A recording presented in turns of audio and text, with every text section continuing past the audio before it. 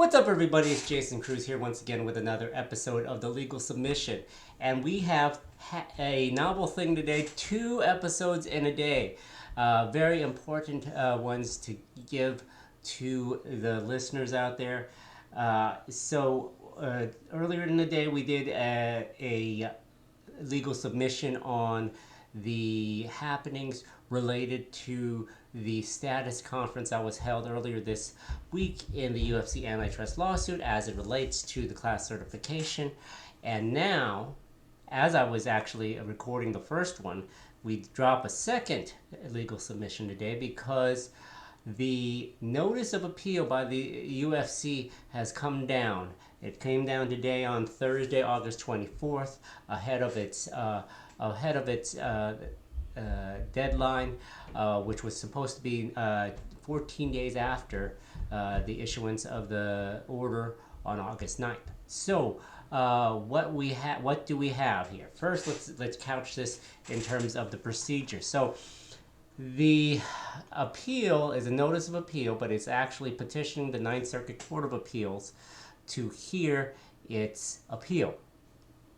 So essentially, according to the court rules, you have to petition the court, the Ninth Circuit Court of Appeals, for them to hear your case. And you have to basically sell the reason why you think that your case is going to be overturned by the Ninth Circuit Court of Appeals, or why this issue must be considered by the Ninth Circuit Court of Appeals. Now, not only are we talking about just the actual case itself, but the lawyers have to also indicate the reasonings why the Ninth Circuit Court of Appeals will devote time to this particular issue.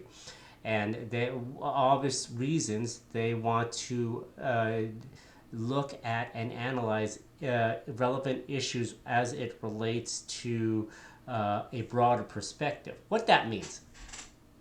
One of the reasons, there's actually 3 reasons that the UFC has gone ahead and filed the petition to appeal.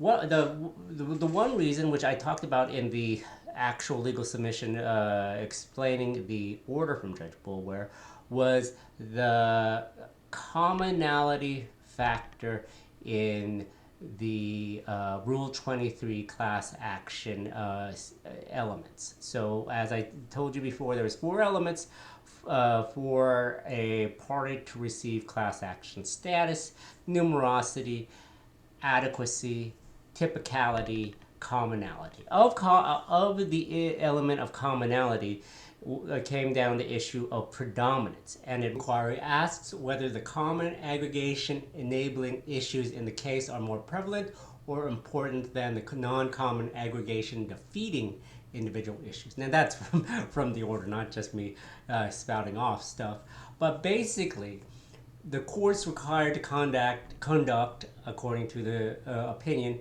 a rigorous assessment before it may conclude that the predominance inquiry is satisfied by a preponderance of the evidence. And Judge Boulware cites the Olean case, the Tuna case, which had held up the class action order for a while there.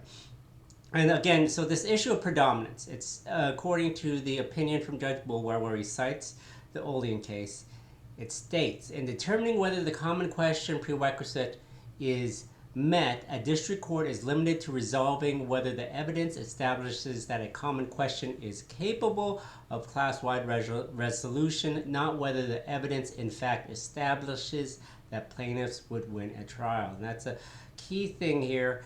And again, we talk about what the plaintiffs had to do to prove that it should be certified as a class. We're talking about the bout class now. What they had to prove. They didn't have to prove the substantive elements of their claims against the UFC, stating that the UFC used anti-competitive means to suppress wages and things like that.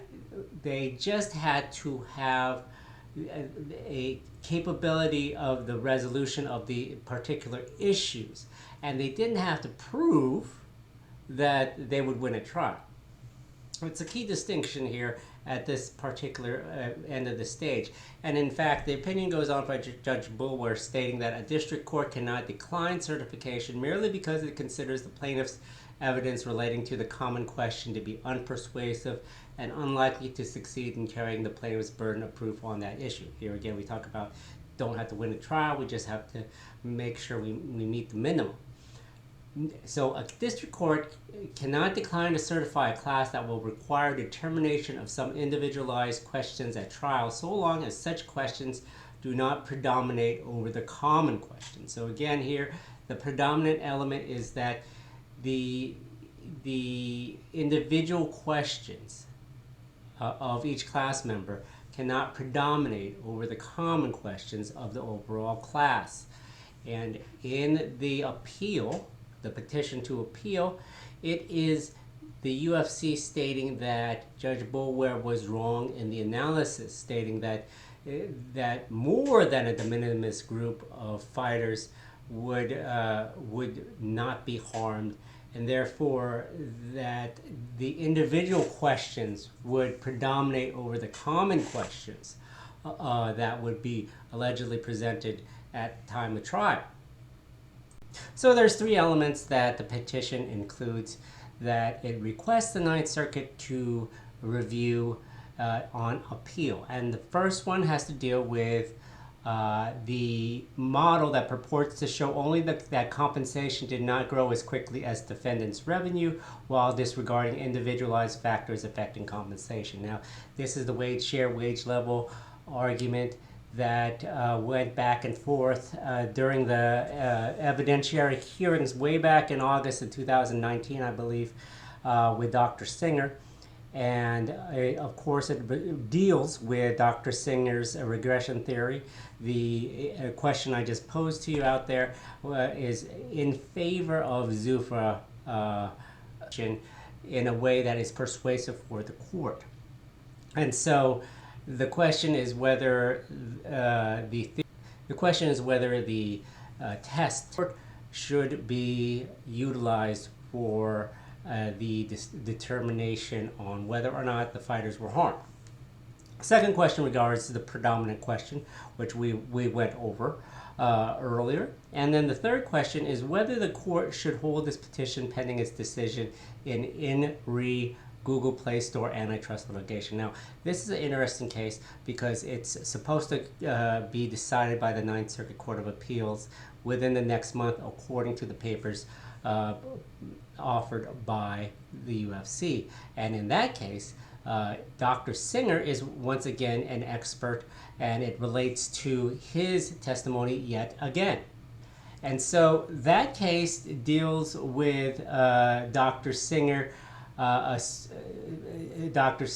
analysis, and according to Zuffa, Dr. Singer's assumption that provides the essential link in translating an aggregate impact into an individual one. So basically, it's once again Dr. Singer's analysis. And so in Google Play Store, according to the UFC, Dr. Singer assumed that each app developer would react in a common fashion by uniformly passing on Google's price increase.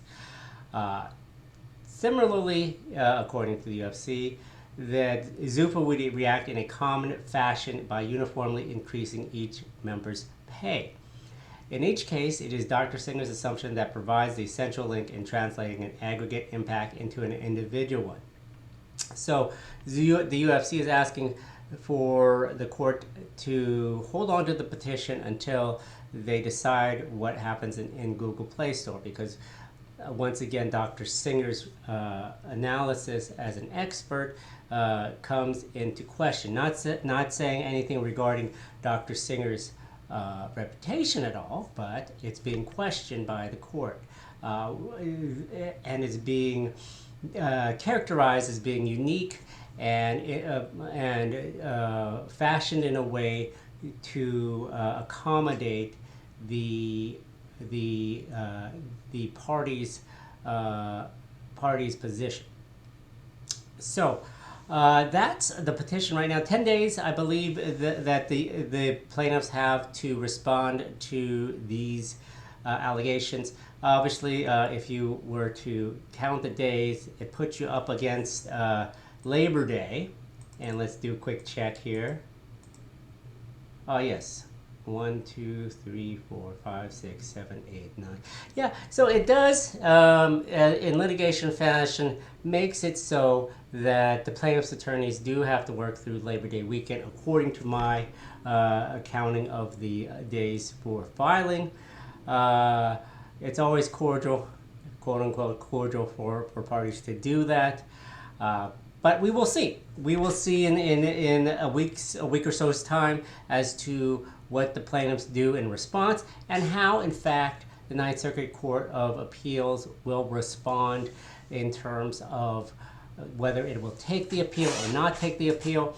My assumption is that they will take the appeal, but you never know. I reserve comment until we see plaintiffs' papers as well. This is Jason Cruz with another edition of the Legal Submission. As I said in the other video, like, subscribe. Go check out MMA Payout, for goodness sakes.